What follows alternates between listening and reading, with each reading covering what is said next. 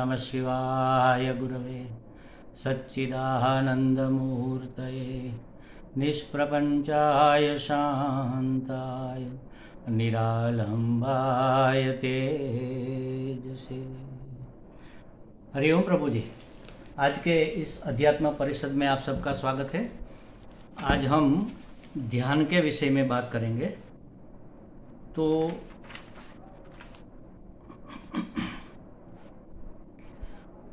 ध्यान और निधिध्यासन दो चीज़ें अलग है, थोड़ी बहुत अलग है। और ध्यान में भी सगुण ध्यान और निर्गुण ध्यान, ये दो बातें अलग हैं। तो सगुण ध्यान से शुरू करके फिर निर्गुण ध्यान माने निधिध्यासन, निर्गुण ध्यान को ही निधिध्यासन कहेंगे। तो ये मतलब आत्म ध्यान कह लो, निधिध्यासन कह लो, निर्गुण ध्यान कह लो। तो उसके लिए क्या करना होता है, कैसे ध्यान करें, उसकी पूर्व तैयारी में क्या करना होता है, क्या क्या ख्याल रखना होता है, ये सब बातें थोड़ी क्रमशः समझ लेनी जरूरी है, सीक्वेंस वाइज, तो थोड़ा आसान रहेगा। देखो, एक तो ध्यान करने के लिए दो तीन बातें बहुत महत्वपूर्ण है, जो बाह्य है बिल्कुल, लेकिन वह बहुत बड़ी सहायक है हमारे ध्यान में, हमारी जो प्रवृत्ति है उस प्रवृत्ति में। तो एक है स्थान, दूसरा है समय, और तीसरा है आसन, और चौथा है रीति, पांचवा है भाव। ये पांच चीज़ें अगर हम ध्यान में रखेंगे तो हमारा ध्यान सफल होगा, हमारा निधिध्यासन भी सफल होगा। देखो, कैवल्य उपनिषद में समझाया गया है कि विविक्त देशे च सुखासनस्थः शुचि समग्रीव शिरः शरीरः अत्याश्रमस्थ सकलेन्द्रियाणि निरुध्य भक्त्या स्वगुरुं प्रणम्य हृत्पुण्डरीकं विशुद्धं विचिन्त्य मध्ये विशदं विशोकम्। क्या कहते हैं कि विविक्त देशे, सबसे पहले स्थान कैसा होना चाहिए, कहाँ होना चाहिए। तो शास्त्र में समझाया गया है कि अगर ध्यान करना है तो कोई एकांत स्थान का चयन करो। विविक्त माने एकांत। एकांत का मतलब यही है कि हमें ध्यान के समय कोई डिस्टर्बेंस न हो, जैसे कोई आवाज़ें आ रही है, जैसे कोई हमें बुला रहा है, बार बार फ़ोन आ रहा है, या तो डोरबेल बज रही है, या तो मोबाइल में रिंग बज रही है, ऐसी बातें नहीं होनी चाहिए। विविक्त देश, एकांत में अपना फ़ोन स्विच ऑफ कर दो और कोई एकांत स्थान में। आदर्श तो यही है कि किसी पवित्र नदी के किनारे या किसी पर्वत की गुफा या पेड़ के नीचे जंगल में बैठकर ध्यान किया जाए। वहाँ भी ध्यान यही रखना होता है कि कहीं कोई जीव जंतु हमें परेशान न कर दे, मच्छर काट ले या सांप भी छुआ जाए तो ध्यान नहीं हो सकेगा। आजकल तो ये पॉसिबल भी नहीं है। तो बेटर कि हम अपने घर के किसी एक विभाग में, जहाँ हमने मंदिर बना कर रखा है, वहाँ पर हम ध्यान करना शुरू करें, और उस जगह की साफ सफाई ठीक हो, उसमें पूरा उजाला, पूरा अंधेरा और मीडियम अंधेरा रखा जा सके। तो ये सब बातें हमें ध्यान में रखनी चाहिए। स्थान को पवित्र और शुद्ध करके फिर उसका चयन करना चाहिए। कहा है न तो बहुत ऊंचा स्थान हो, न तो बहुत नीचा स्थान हो। ऊंचा स्थान माने कहीं ऊंची जगह पर हम बैठेंगे, जैसे किसी पर्वत की टोच पर बैठेंगे तो गिरने का भय रहता है, ध्यान में ऐसे लुढ़क जाए, शायद नींद भी आ सकती है कभी कभार। तो ये नहीं होना चाहिए। बहुत नीचा है तो कोई ना कोई कीड़ा मकोड़ा जीव जंतु चढ़ आएंगे। तो ये सब ध्यान रखना है। घर में भी अगर हम बैठते हैं तो किसी ऊंचे जगह पर नहीं बैठना चाहिए। पलंग वलंग पर तो हम सोते हैं, ये तो इतनी पवित्र जगह भी नहीं होती। तो अच्छा है कि मंदिर के सामने एक आसन बिछाकर बैठा जाए, या तो एक बैठने के लिए जो पाटला या बाजट होता है वो रख दिया जाए। अगर नीचे नहीं बैठ सकते तो फिर कुर्सी का उपयोग कर सकते हैं। और कुर्सी भी 2 साइड में हैंडल वाली होती है ताकि हम इधर उधर न गिर जाए। तो ऐसा कोई स्थान हमें पसंद करना चाहिए जहाँ कोई हमें डिस्टर्बेंस न हो। बार बार वहाँ किसी को आना जाना होता है तो वह स्थान हमारे लिए उपयोगी नहीं है। जैसे समझो कि ड्राइंग रूम में हम बैठे तो ये ठीक नहीं है, कोई ना कोई वहाँ से गुजरेगा, आएगा जाएगा, किचन के करीब बैठेंगे तो भी ये ठीक नहीं है। मतलब पूजा घर में हमें या तो किसी एक कोने में बैठना चाहिए और स्थान जो हमने तय किया है वह निश्चित होना चाहिए, माने कि डेली उसी स्थान पर हमें ध्यान करना है। दूसरा है समय ऐसा पसंद करना चाहिए जब हमें कोई डिस्टर्बेंस ना हो। अर्ली इन द मॉर्निंग, सब लोग सोए पड़े हैं, पूरा शहर अभी सोया है, उस समय 4 बजे, 3 बजे, 3:30 बजे, 4:30 बजे उठकर आप ध्यान करो। आपको कम से कम डिस्टर्बेंस रहेगा, कोई डिस्टर्बेंस रहेगा ही नहीं ना। सब लोग सोए पड़े, 6-7 बजे उठने वाले लोग हैं। दूध वाला आ गया, आप 7 बजे ध्यान करने बैठे, दूध वाला आ गया, डोरबेल बज गई, आप कमरे में, मंदिर घर में भी है तो भी वहाँ सुनाई देगा। आपको जिज्ञासा होगी कौन आया होगा, पेपर वाला होगा कि दूध वाला होगा कि या कोई सगे संबंधी आए होंगे, तो ध्यान आपका हो नहीं सकेगा। तो समय ऐसा पसंद कीजिए जिससे कि आपको कोई डिस्टर्बेंस ना हो। और ब्राह्म मुहूर्त कहा जाता है, सूर्योदय से पहले 90, 95, 96 मिनट पहले का ये ब्रह्म मुहूर्त माना जाता है। या समझ लो कि 4, 4:30 बजे के करीब ब्रह्म मुहूर्त शुरू होता है। तो उस समय बैठने से हमारा मन भी फ्रेश रहता है, वाइब्रेशन में भी सात्विकता होती है। और अगर आस्था है तो हम ये भी मान सकते हैं कि उस समय देवी देवता हम पर प्रसन्न होते हैं। तो उस समय ध्यान करना ज़्यादा सुविधाजनक और ज़्यादा फ्रूटफुल होता है। तो ऐसा कोई अर्ली इन द मॉर्निंग वाला समय सुबह सुबह में हमें तय करना चाहिए। अभी हमारे अंदर रजस गुण की बहुत वृद्धि नहीं हुई है, प्रवृत्तिशील हमारा मन नहीं हो गया है, तो इधर उधर भागना भी कम रहेगा। तो ऐसा समय हमें निश्चित करना चाहिए। और जो समय निश्चित करें उस समय का पालन डेली करना है। जैसे समझो हमने 4 बजे ध्यान करना तय किया तो डेली 4 बजे किसी भी कारण हमें उस समय को छोड़ना नहीं है, 4 बजे ही करना है। तीसरी बात है आसन 2 तरह से माना जाएगा। एक तो बैठने का, जो बिछाने का आसन है, पहले उसको भी आसन कहेंगे। तो बिछाने का आसन है, उसमें 3 लहरें करीब करीब की जाती है। सबसे नीचे वुलन मतलब ऊन का कोई कपड़ा बिछाया जाता है, जैसे कंबल है या तो कुछ भी। और इसके ऊपर ये जो घास आती है ना, क्या कहते हैं उसको, दुब घास का भी आसन गोरखपुर गीता प्रेस के स्टोर्स में मिल जाते हैं। तो उसको घास का आसन उसके ऊपर रखे, उसके ऊपर कॉटन या रेशम का आसन कपड़ा बिछाए, ये हमारे लिए उचित आसन है, ये सही है। इसलिए कि ये अवाहक होता है, हमारे अंदर जो ऊर्जा पैदा होती है वह जमीन में न चली जाए, इसलिए आसन बिछाना बहुत जरूरी है। दूसरा आसन का अर्थ है पोस्चर, शरीर का किस ढंग से हम शरीर को रखते हैं उसको भी आसन कहते हैं। जैसे पद्मासन, दोनों पांव ऐसे ऊपर करके पालथी मारना, या स्वस्तिकासन या वज्रासन। सबसे बेटर हम जिस आसन में आसानी से सुख रूप से 48 मिनट बैठ सके उस आसन को हम सुखासन कहेंगे। पालथी मारकर सीट बैठो काफ़ी है, तो सुखासन में बैठना जहाँ 48 मिनट तक हमारे शरीर को हमें संभालना न पड़े, हमारे पाँव थक जाए बदलना न पड़े, कमर लचक जाए, कमर थक जाए, पीठ थक जाए, तो हमें अपना पोस्चर ऐसे ऐसे करना ना पड़े, ऐसे आसन में हमें बैठना चाहिए। हर एक का अपना अपना अपनी अपनी अनुकूलता होती है।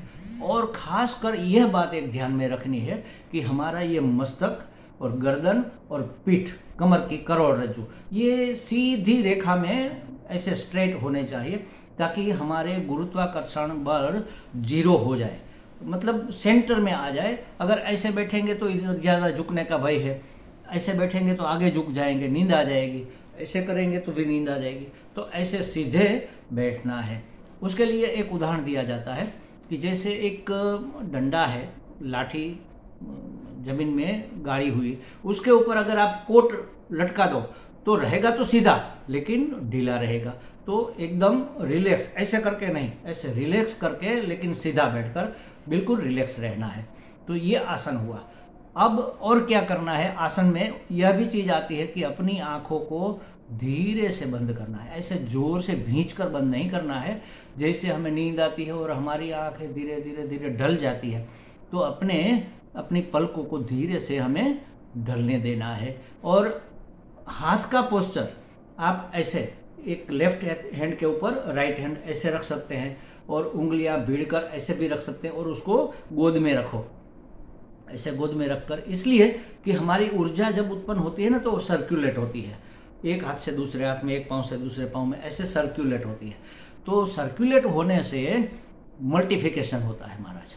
कोई भी चीज जब सर्कुलेट होती है ना, बार बार बहुत जोर जोर से घूमती है, तो उसमें से एक ऊर्जा, एक्स्ट्रा ऊर्जा भी पैदा होती है। मतलब हमारी जो ऊर्जा, हमारे जो वाइब्रेशन पैदा हुए हैं ध्यान से, एकाग्रता से, उसका मल्टीप्लिकेशन होने लगता है।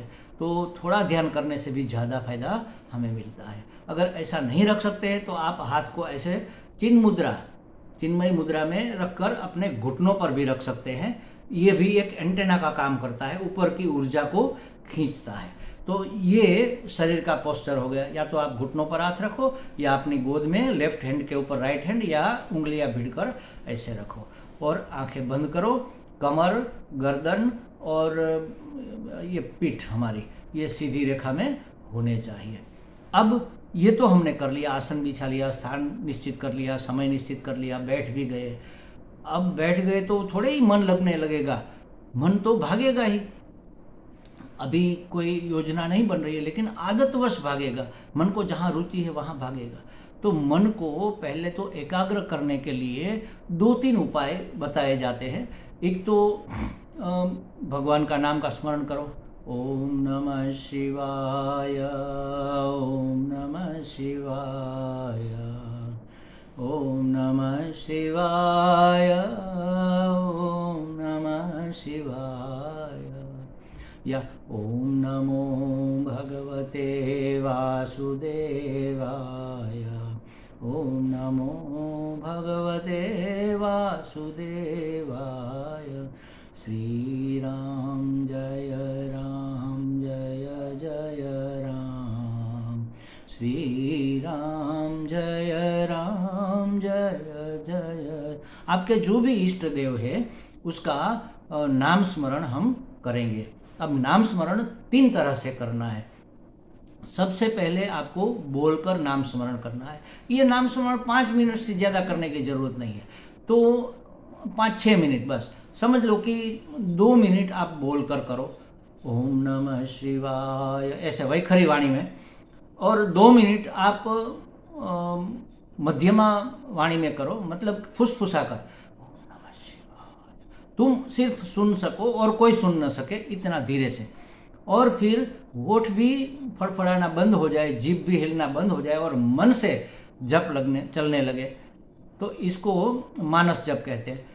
तो इससे धीरे धीरे धीरे मन सिंक्रोनाइज होता होता एकाग्र हो जाएगा और अपने आप में स्थिर हो जाएगा। अब ध्यान करना हमारा शुरू हुआ। ये हुई पूर्व तैयारी। अच्छा, एक और बात भी है कि जब हम ध्यान करने बैठते हैं ना, तब खांसी आने लगती है, छींक आने लगती है, खुजली होने लगती है, कान में सुरसुराहट होती है, पीठ में फुरफुराहट होती है, कुछ न कुछ होने लगता है। तो कहीं पर शरीर भारी लगता है, कहीं पर हल्का लगता है। तो एक बार मन की शरीर यात्रा करवा लेना भी चाहिए। अगर ऐसा है तो राइट लेग से शुरू करके, लेग के राइट पांव के अंगूठे से शुरू करके मन को वहाँ ले जाओ, अंगूठे के नाखून पर। फिर धीरे धीरे धीरे मन को ऊपर लेते आओ, पग के तलवे में, पग के ऊपर के भाग में, फिर एड़ी में, फिर धीरे धीरे पिंडी में, धीरे धीरे धीरे मन आता है घुटने में। एक एक इंच आगे चलना है।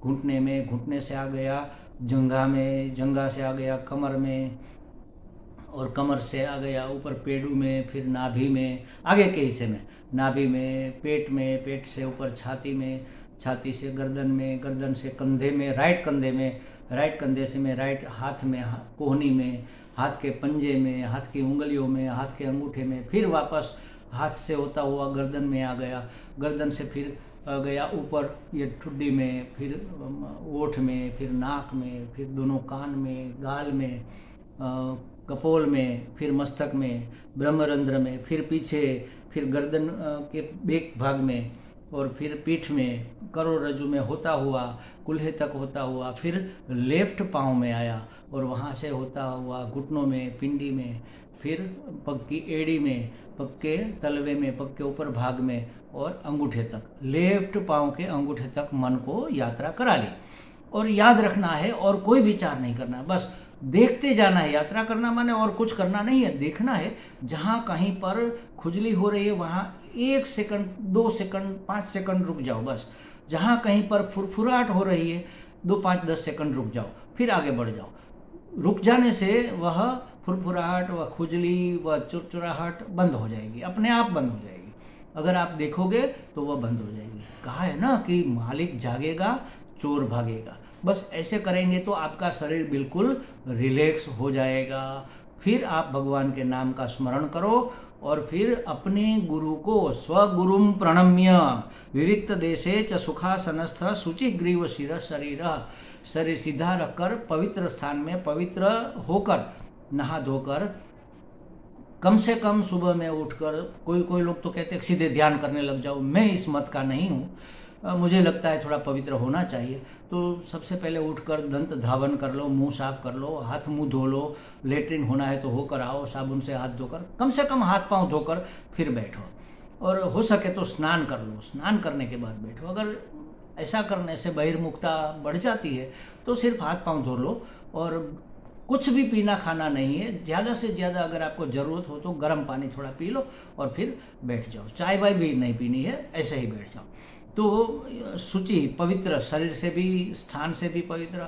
और उसके लिए अगर ज़रूरत है तो आप भगवान के सामने एक दिया जलाओ, लाइट बंद कर दो, घी का दिया जलाओ और उसको नमन करो, प्रणाम करो, प्रार्थना करो और धूप बत्ती जलाओ ताकि वातावरण खुशबू वाला हो जाए। 2-4 फूल भगवान के चरणों में रख दो ताकि खुशबू फैल जाए, मन प्रसन्न हो जाए। तो ये सब करते हुए फिर आप ध्यान करना शुरू करो। अपना जो इष्ट है, अब पहले करेंगे हम सगुण साकार ध्यान। अपना जो इष्ट है, जो भी इष्ट देव है, राम है, कृष्ण है, शिव है, जो भी है, समझ लो कि कृष्ण है तो कृष्ण की मूर्ति या फोटो आपके मंदिर में होगा तो उसको देखना शुरू करना है खुली आंख से। पहले क्या करना है, भगवान के पाँव के अंगूठे से हमें देखना शुरू करना है कि भगवान के पाँव का अंगूठा कितना सुंदर है, कितना चमक रहा है, चटक रहा है। भगवान के पाँव के तलवे लाल लाल है और श्याम सुंदर पाँव उसके कितने मधुर, उसमें झांझर सोने की कितनी सुंदर लग रही है। धीरे धीरे धीरे ऊपर जाते जाते जाते कमर तक आए, फिर आए उसके हृदय तक, फिर गर्दन, फिर उसके ओठ, फिर उसकी नाक, फिर उसकी आँख में अपना ध्यान स्थिर कर दो। कितनी सुंदर, कितनी पारदर्शक, कितनी करुणा से भरी, कितनी अनुग्रह से भरी भगवान की आंखें, कितना मुस्कुरा रहे हैं, आंख से भी प्रेम झलक रहा है। फिर वापस आ जाओ नीचे, धीरे धीरे धीरे धीरे धीरे पाँव के अंगूठे तक, फिर ऊपर जाओ, फिर नीचे आओ। ऐसा आप 4-5 बार करके फिर धीरे धीरे आँख को बंद कर दो। बंद आँख से भी वही देखना शुरू करो, क्योंकि खुली आँख से देखा है तो बंद आँख में भी वही झलक आपको मिलेगी। ऐसा करते करते बस एक ही विचार भगवान के, मेरे इष्ट देव के, मेरे कृष्ण के, मेरे बाल गोपाल के, एक ही दर्शन बस, और कोई विचार नहीं। उसके पाँव के विचार, उसकी पीताम्बर के विचार, उसकी कमर के विचार, उसकी छाती में हृदय धक धक कर रहा है, या तो वहाँ पर जो क्या दाग लगा है, भृगु ऋषि ने जो पाँव मारा था वो उसको देखो, या मणि वहाँ पर है, लक्ष्मी जी वहाँ पर बैठी है, उसको याद करो, उसके कुंडल देखो, उसके घुंघराले बाल देखो। ये सब ध्यान करते करते करते आप उसमें तल्लीन हो जाओ, और कोई विचार नहीं, बस मेरे कृष्ण के विचार। उसको कहेंगे सजातीय वृत्ति प्रवाह चलना, और कोई विचार ना आए और 48 मिनट तक आप एक ही विचार में लिप्त रहे तो उसको कहेंगे ध्यान। ये हुआ सगुण और साकार का ध्यान। कितने करुणावान है, उसकी लीलाओं को भी याद कर सकते हैं कि पुतना जैसी राक्षसी जो जहर पिलाकर उसको मारना चाहती थी दूध में, तो दूध पीते हुए भगवान ने उसको धारिका मतलब माता का दर्जा दिया और उसकी मुक्ति कर दी। माता को जो गति मिलती है उस गति को दिया। देखो ऐसे कौन करुणावान भगवान है कि जो मारने वाले को भी उत्कृष्ट गति देते हैं। ऐसे कौन भगवान है जो सबका उद्धार करते हैं। मेरे भगवान कितने करुणावान है, कितने दयावान है। बस ऐसे ही विचार करते करते करते हमें लीन, उसी विचार में लीन रहना है। ये हुआ सगुण साकार का ध्यान। अब आगे करेंगे हम निर्गुण निराकार का ध्यान। सगुण साकार के ध्यान में क्या होगा, कभी कभी मन भागेगा भी, तो भागता है, याद आ गया वापस बुला लो। जिस जिस कारण मन भागता है उस कारण से उसे वापस बुला लो। जैसे समझो कि हम ध्यान कर रहे हैं, भगवान के पांव से ऊपर ऊपर ऊपर ऊपर जा रहे, पीताम्बर तक आए कि भगवान का पीताम्बर कितना सुंदर है, फहरा रहा है, आहा इतना सुंदर पीताम्बर। अरे वो पीताम्बर भाई आजकल दिखते नहीं है, मन भागेगा पीताम्बर भाई के पास।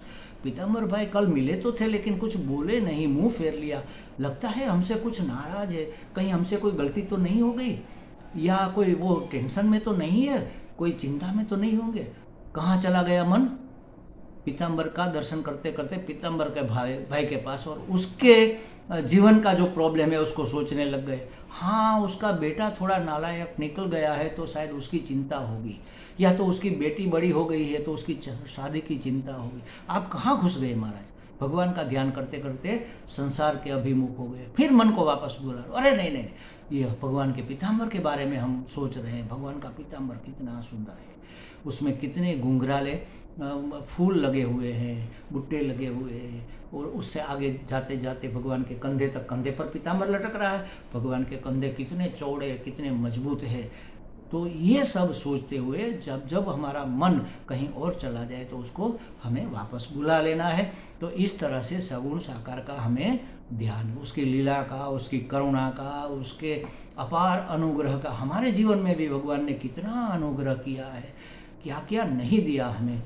हे मेरे कृष्ण, हे मेरे परमात्मा, तुम्हारी करुणा अपरंपार है। हो सकता है आपको आंसू भी निकल आए तो निकलने देना, बहने देना, अच्छी बात है, बहुत अच्छी बात है।